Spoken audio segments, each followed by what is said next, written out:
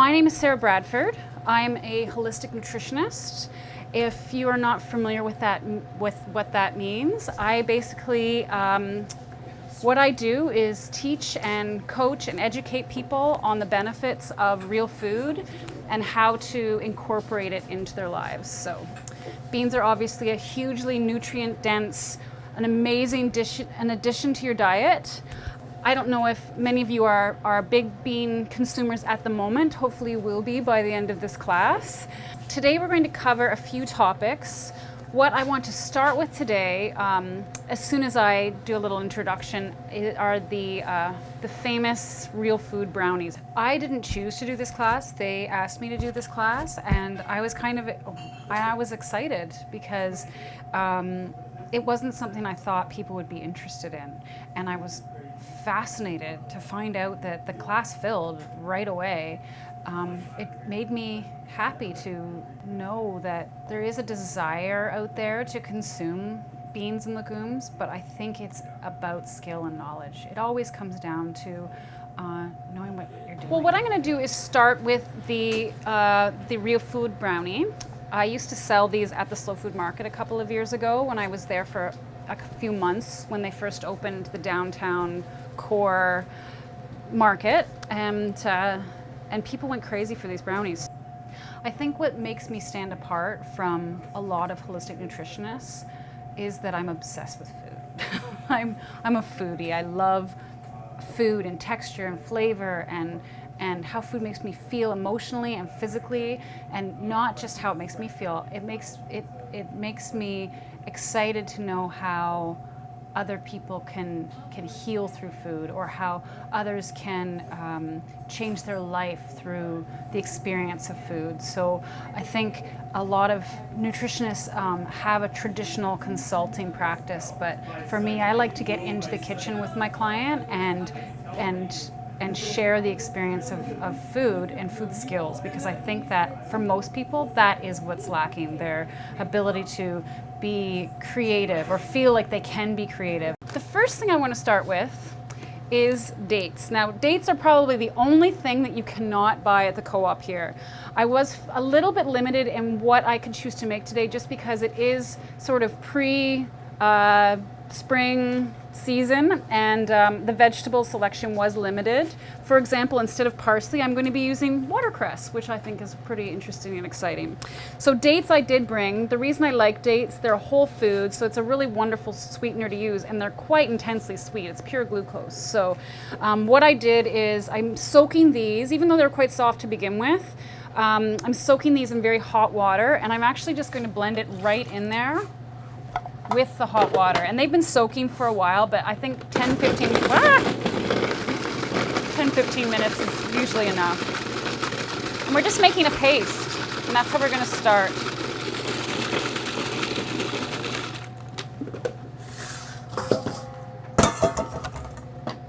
So now, mostly today I have everything pre-prepped. The brownies was the one thing I just wanted to show you completely from scratch, because I think from what I gather, it's what most people are excited about. I came today to learn about a little bit more on beans.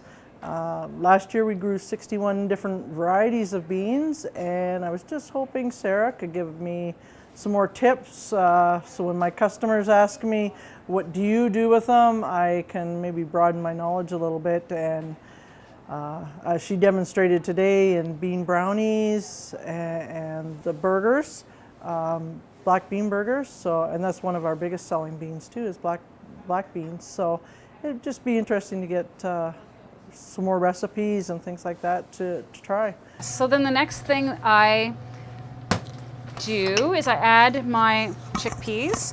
Chickpeas aren't local to this area, so I am taking advantage of the canned chickpeas, but we're going to talk a lot about cooking beans from scratch as well. So now this one is a bean-based brownie, but it also requires a lot of egg.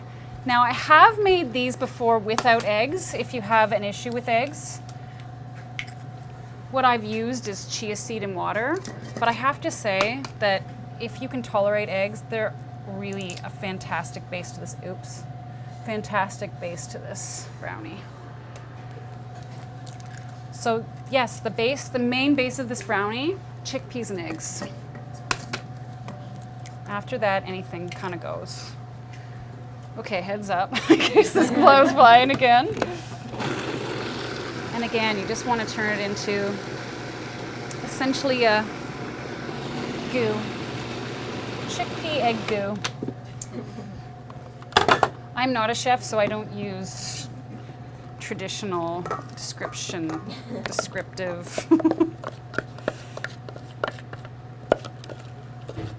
I'm a recipe creator, but that's about it. Cooking beans is really a simple thing to do, but so many people are intimidated by it. They don't understand how easy it is to make them delicious, and they're also a really inexpensive staple. Most people, especially children, do like that little extra hit of sweetness. So I tend to use honey. That's one of my favorite choices for sweeteners, again, because it is a whole food. It goes through very little processing. I am not a vegetarian or vegan, and I don't support or promote or go up against people's food choices. What I try to do is take what they want to eat and what they feel is important and make it better. Other than that, we add our cacao or cocoa powder.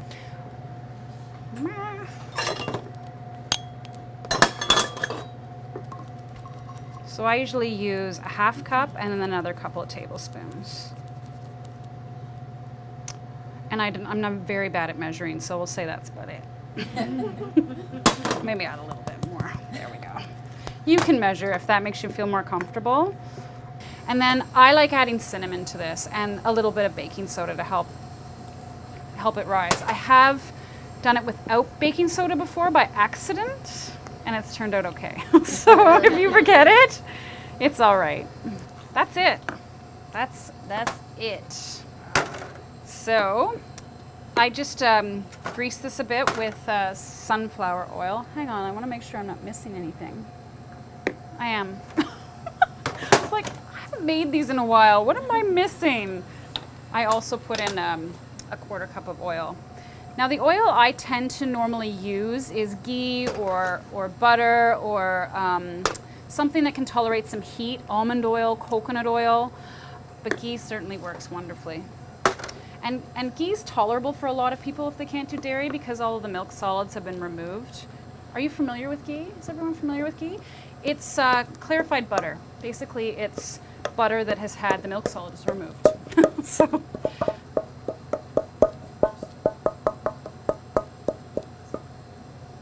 I like to slam it down and just get out any air pockets.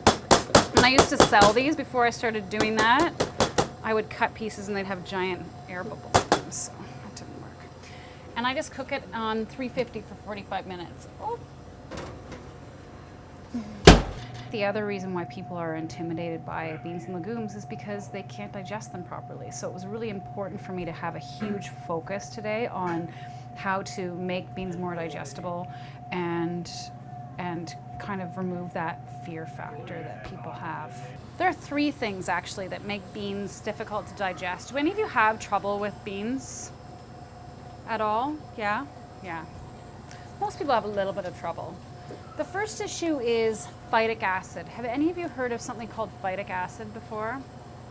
So phytic acid is a protective layer found on the outer layer or the bran and hull of grains, nuts, beans, and seeds. And what phytic acid is designed to do is protect the food. But what it does is it binds to minerals. So when you consume an item that has the phytic acid layer still on it, it tends to not only bind the minerals in the food that you're consuming and pass it through the gut sort of unabsorbed, but it also takes some of the minerals that are already in your system with it. So it's a really good idea to consider soaking your beans and grains There are 3 ways of removing phytic acid. One is the soaking method. The other is fermenting. We did a sourdough class here 2 or 3 weeks ago. Lori and I both attended. It was by another RHN, Samantha, and she discussed this at length, why the sourdough process is so important when you're baking bread, and why it's so much better for you. And then the other thing is sprouting. Now, legumes are incredibly easy to sprout and delicious, and I planned on bringing some sprouted lentils for you to see, and I'm going to tell you what the process was of making them. But unfortunately, in my house, they're eaten like candy, so I don't have any left. Yeah, I didn't realize there were so many ways. I'm used to just soaking beans and using them into bean and bacon dishes, bean salads, things like that. If you decide you want to try sprouting, you don't need any fancy equipment. You don't need any kind of special containers. All you need is, I don't know if they have all you need is essentially one of these. You can buy these also. You can also buy these in basket shapes. And what I do is I soak the bean or grain or what it is I'm sprouting, the seed, overnight. And then you put them in a basket and rinse them very well. And the next day. And then I place this over a bowl. Say this is my bowl. So I place it over my bowl. And I rinse it every 12 hours. So usually I rinse it in the morning and then again at night. Within 2 or 3 days, it will begin to sprout.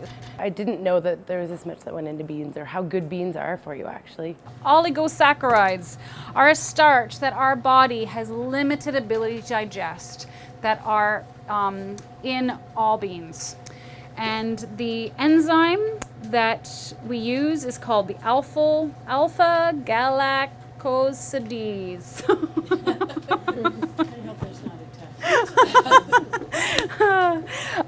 So when we eat beans, the oligosaccharides reach our lower intestine intact and then ferment in our gut. And with the bacteria there, because our body doesn't have the enzymes to break that down easily. But there are ways of helping with that process, which is going to prevent the carbon dioxide from producing in your gut and therefore causing lots of toots and gas pain. One of the easiest ways to increase this enzyme is to eat them. So the more beans you eat, the actually more your body produces this enzyme to help break down beans. Believe it or not, the more you eat beans, the easier it is to digest them.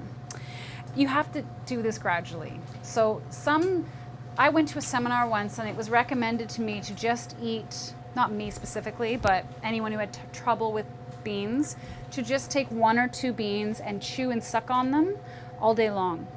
And that would help increase the enzyme to break down this oligosaccharide.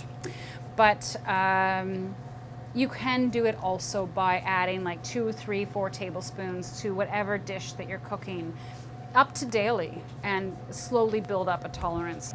I think the way the world is going, it's really important for me to see a change in the way we view food and agriculture, and the consumer needs to start recognizing how important food skills are and how to incorporate a more plant-based diet into their world. I'm definitely going to use them a lot more. I'm going to go home and make some